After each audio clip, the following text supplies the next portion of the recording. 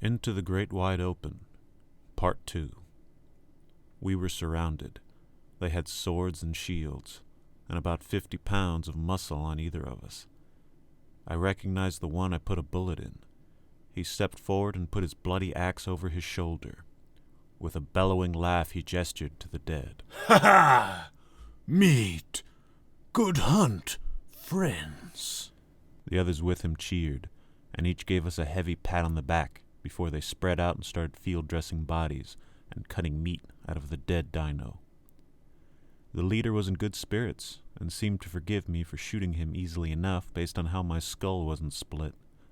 It felt like the oaf dislocated my arm with his first congratulations, and that was when he was happy.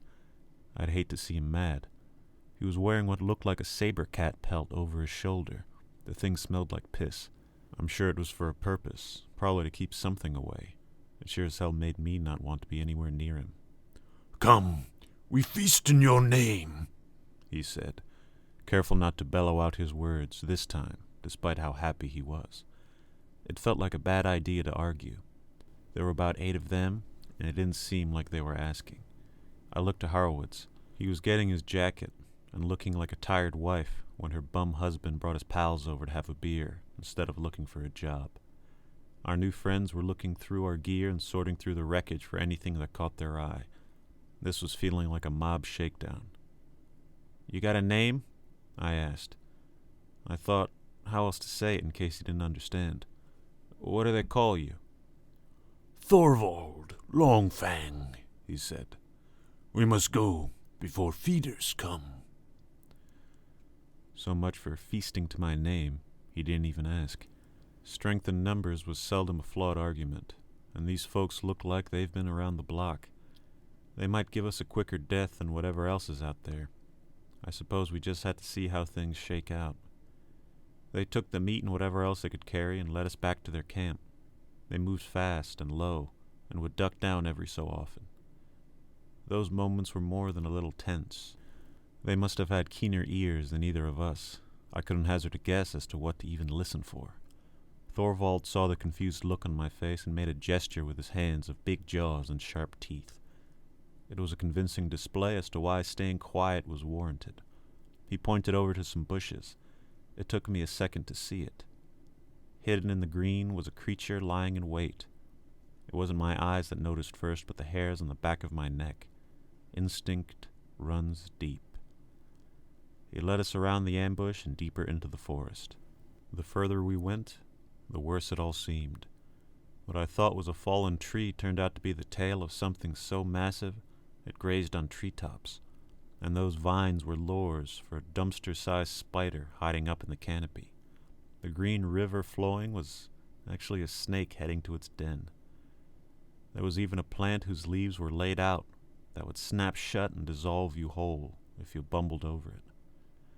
Thorvald's camp looked like heaven after the hike through hell we just had. There were tons of spikes and log walls around the opening of a cave. I'm guessing our friends have been here a while. The gates opened, and they moved quickly to cover the scent of meat by bringing it into a smokehouse. The crowd was a mixed bag, big burly types and stocky short ones, with a bunch of regular folks wearing leaf skirts and bone necklaces mixed in. The stocky ones had big jaws and overhanging brows. They were wide and looked like cavemen. The other bunch that weren't Thorvald and his crew were shorter than either of us, and tanned. Their hair was shiny black, and they looked like the folks in the westerns. But they had to be from some other tribe. I don't think there were any Navajo around here. I looked to Horowitz. I have no idea about how to feel about any of this.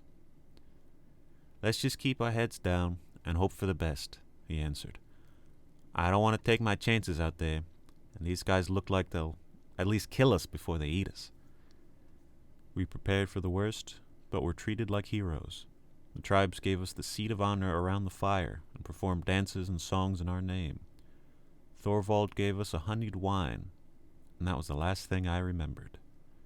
I woke up hungover as all hell, but thankfully not killed and eaten in my sleep or in a big pot. The sound that got me up was a familiar one, and I thought nothing of it until I remembered exactly where I was. I shot up and saw the plane coming down. Son of a bitch, I muttered. Horowitz was already up and getting his arm checked by some medicine woman. He couldn't stand while the mud and leaf cast was drying, but called to me, "You see that? It's one of ours." The pilot ejected, and the plane went down, left to crash unseen somewhere else on the island. I saw him pull his chute and begin gliding down not too far from our position. It was a strange feeling. Hope dashed as the thing went down, but it was comforting to know there were more of us out there. Horowitz shouted, "Hey, we've got to go get him before something else does." I watched the pilot disappear behind the tree line. "Yeah," was about all I could say. There was something odd about the situation, but I couldn't put my finger on it. Horowitz thought of it before I did. "We've been here a few days. He should have run out of gas a long time ago. How is he just coming down now?" "I don't know," I said as I moved to find anyone who at least knew what English was. Thorvald was on the wall and saw the whole thing. He pointed to me. "More of you. Shipmates?" "Yeah, shipmates. Can you help me get to him?" Thorvald nodded. I ran over to Horowitz. "You still got the gun?" "Of course," he said, moving to get up. "Hand it over and hang tight," I said. "Better only to risk one of us."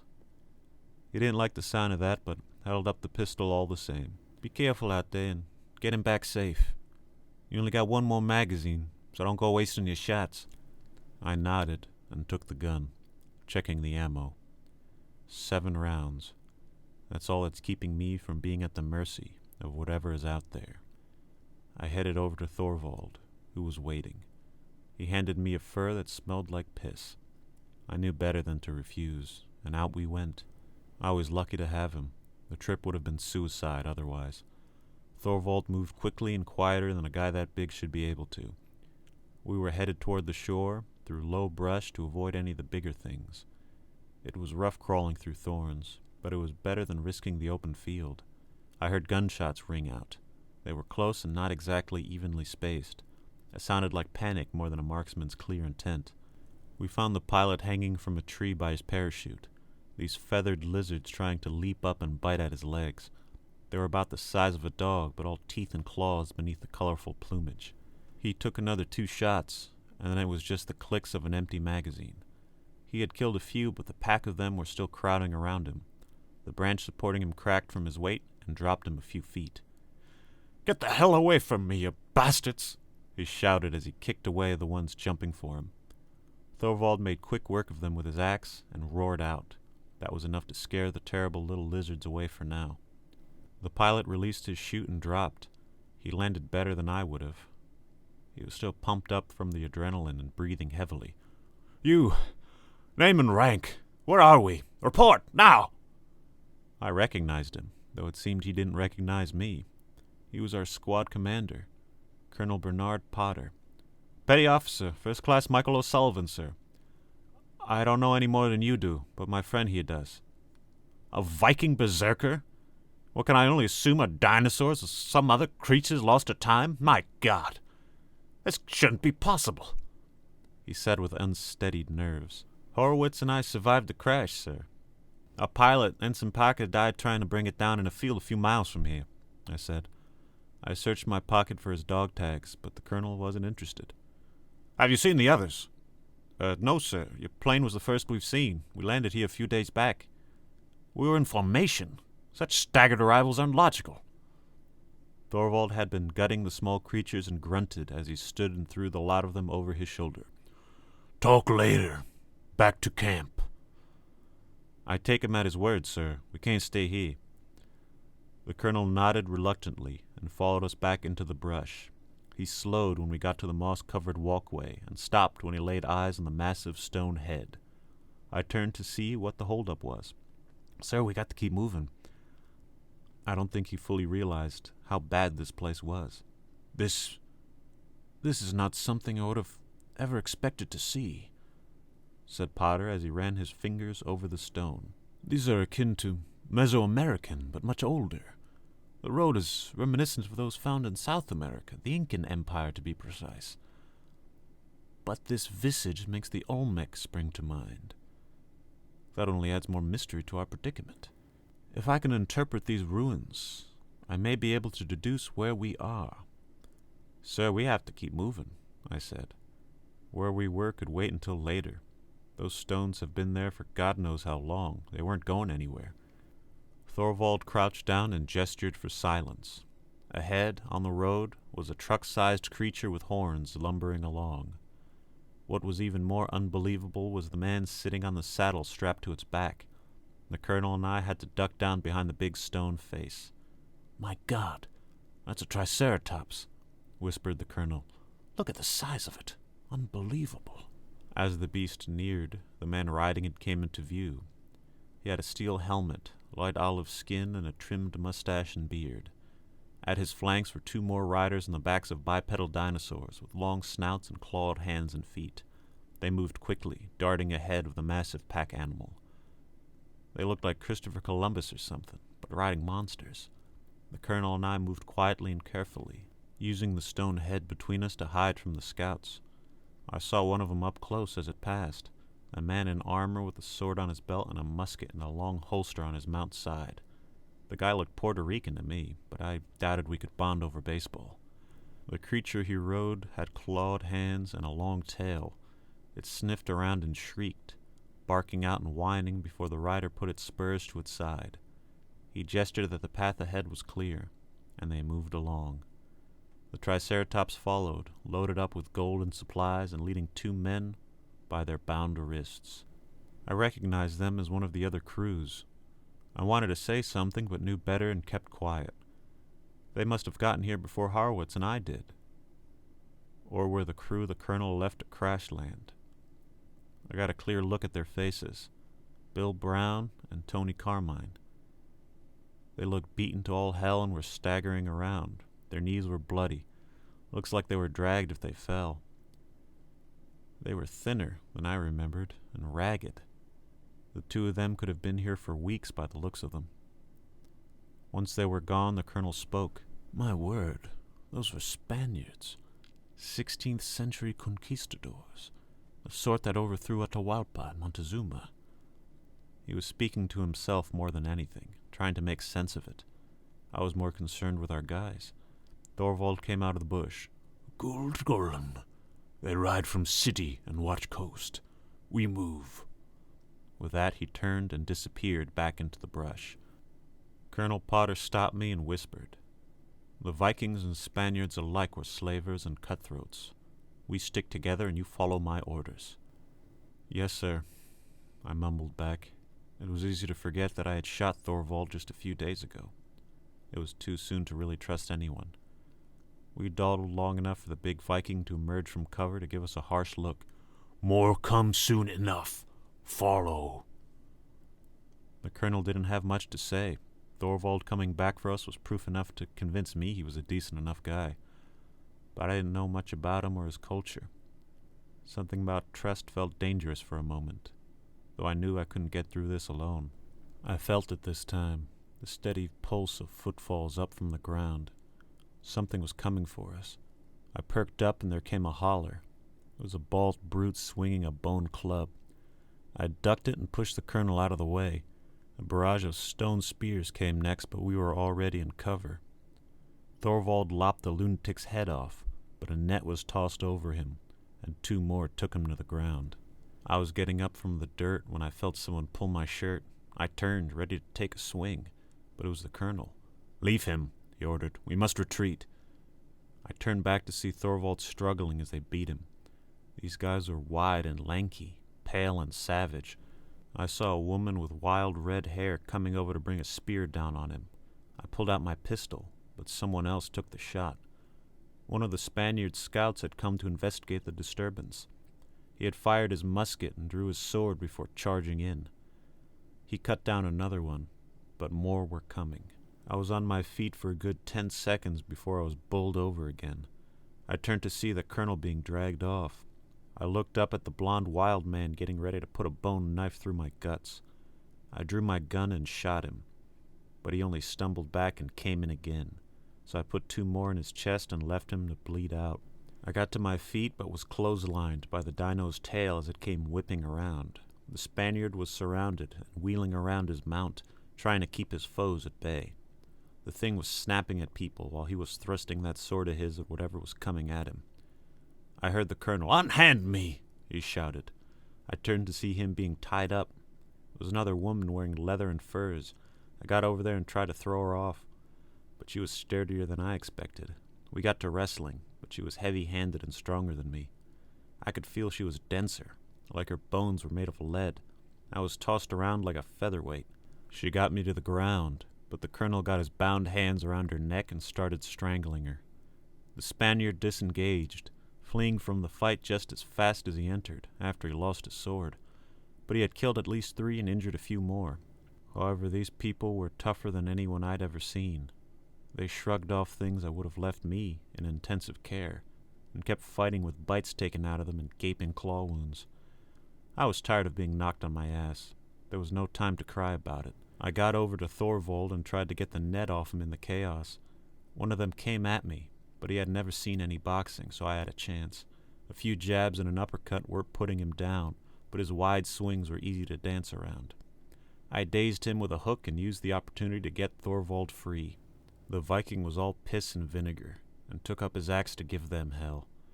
These guys were strong and durable, fierce and wild, but Thorvald was trained and armed for battle.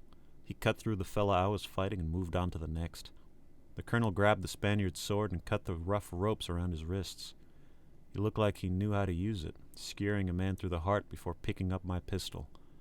The battle looked like it was going in our favor, but all that blood was in the air, and things bigger than any of us were on their way.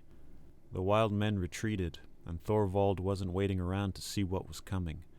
He gestured for us to follow, but didn't wait around to see if we were coming. "Cro-Magnon men," said the colonel as he wiped the blood from the blade. His tone was hard to place.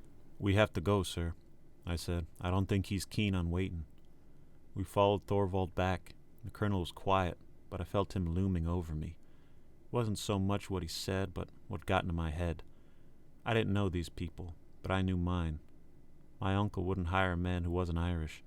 Folks back home would sooner spit in your hand than offer you something. We ran into a tribe who didn't even say a word before swinging a human skull fashioned into a club at you. Thorvald was polite enough, but a trained killer. Were a bunch of dead monkeys really enough to ingratiate us with these people? Or was that slaver talk true, and it was only a matter of time? The big wooden door opened, and we were let in. It was a relief to see Horowitz with his big green mud cast. He looked a little wide-eyed and was chewing on something. "Mikey, you're back." He sounded drunk and spoke with surprising familiarity, but going through what we did has a way of building bonds. His face got serious when he saw who I had brought along. "Colonel, it's you. Where are the others?" Old Potter bristled at the lax introduction. He moved in so no one else could hear what he was to say. "How many are in this camp? Have you noticed any hierarchy or division?" Horowitz looked confused for a second and tried to match the colonel's tone and volume. "It's all copacetic, sir. I see them working the fields and taking care of the goats together. I ain't see any rough stuff." "How's the arm?" I asked. "Great. They gave me some red leaves to chew on and set the thing in this cool mud. I can't even feel it," said Horowitz in a slurred ramble. "And the nurse they got is cute." The colonel did not look amused. His stern features were even more pronounced as the harsh whisper came. "You listen here, boy. I don't want you taking anything they give you. If you don't recognize it as something your mother would put in the soup, spit it out. You keep to yourself till we get a proper lay of the land." Horowitz's good mood soured, and he felt scolded. "Yes, sir." Colonel Potter looked around the camp. Those tribesmen seemed like the sort I would have expected as far as those stone faces are concerned. But seeing Neanderthals is curious. "O'Sullivan, what was the name of our guide?" "Thorvald, sir," I answered. "But shouldn't we be talking about rescuing our guys?" "You saw someone?" said Horowitz with some exuberance. "Who?" "Bill and Carmine," I said. "And a mounted dinosaur with escorts," Colonel Potter said pointedly. "Put them out of your mind for now. There's nothing we can do without more information." I felt a jolt of anger from the stress and the idea of leaving them behind. I bit my tongue. He was still my superior.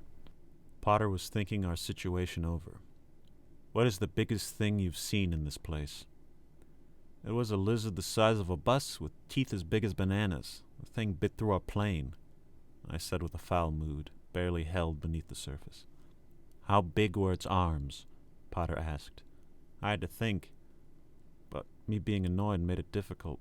The jaws snapping closed were what caught my eye. Small, sir, comparably speaking." Horowitz answered. "It was a tyrannosaur, sir, like you see in a museum or in that monkey picture." "A tyrannosaur? I can see no way we could have crashed in South America. We must be on an unknown and unexplored island, but other things are afoot. Spaniards, Norse raiders, Neanderthals, and tribes reminiscent of the Aztec peoples, along with dinosaurs and Lord knows what else. Your friend is either 1,000 years old or has not been here near as long as his era of origin would lead us to believe." "Well, sir, your plane didn't arrive at the same time as ours, and I don't think you were up there any longer than us," said Horowitz. "No, our radio went out and I lost control soon after," said the colonel. "It felt as though it happened from one moment to another, whatever process brought me here, that is. But that brings me back to my point. The Vikings and conquistadors are separated by around 400 years, and another 300 to get to us. Our staggered arrival isn't proof, but gives me an inkling of a holding pattern." "But, sir, a few days and 100 years are two different chunks of time," I pointed out. "Then my only other theory is some sort of extended life," said the colonel. "What if time isn't moving here?" said Horowitz, "like that thing Einstein said." The colonel was an older man, a learned man. He struggled not understanding things. "Keep your eyes open, and don't let your guard down. We'll use these people, but you make damn sure they don't use us."